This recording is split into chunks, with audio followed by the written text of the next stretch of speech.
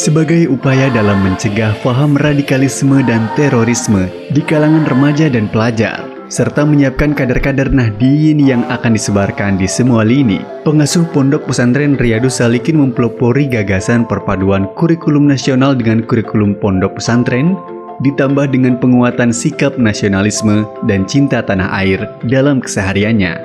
Saya menciptakan ataupun membuat SMA Kesatria Nusantara ini dengan harapan bahwa lahir pemimpin-pemimpin bangsa yang Pancasilais, nasionalis, patriotis, juga mencintai dan menjaga, berkomitmen terhadap negara kesatuan Republik Indonesia. Dengan visinya, sekolah yang membentuk kader pemimpin bangsa berkualitas dan berkarakter yang berwawasan kebangsaan, kejuangan, dengan bercirikan kenusantaraan, dipadukan dengan pendidikan pondok pesantren serta memiliki daya saing nasional maupun internasional. Diharapkan akan muncul kader-kader penerus bangsa yang mampu memimpin bangsa dengan intelektual tinggi dan spiritual yang baik. Kemudian visi tersebut diurai dalam beberapa poin misi, yaitu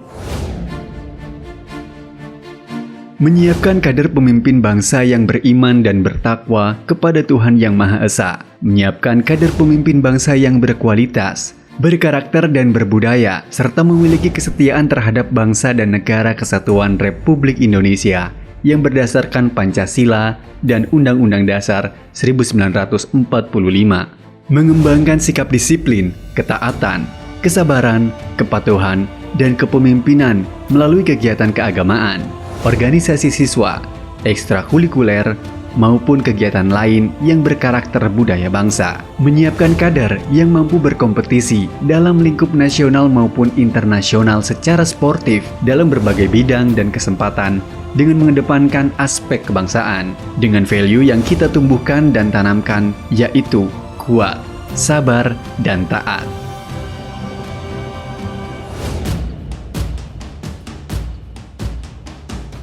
Amanah kepada saya untuk meletakkan batu pertama pembangunan gedung SMA Kesatria Nusantara ini.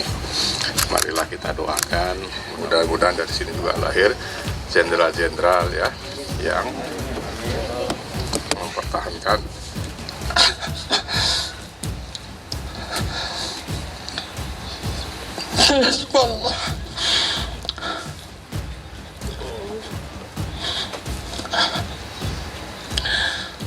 Pancasila dan negara kesatuan Republik Indonesia.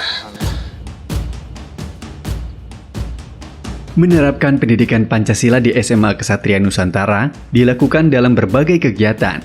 Selain mereka wajib melafalkan, mereka juga harus bisa mengamalkan setiap silanya. Sila pertama tercermin dalam kesalehan pribadi, menjalankan perintah Tuhan dan menjauhi larangannya.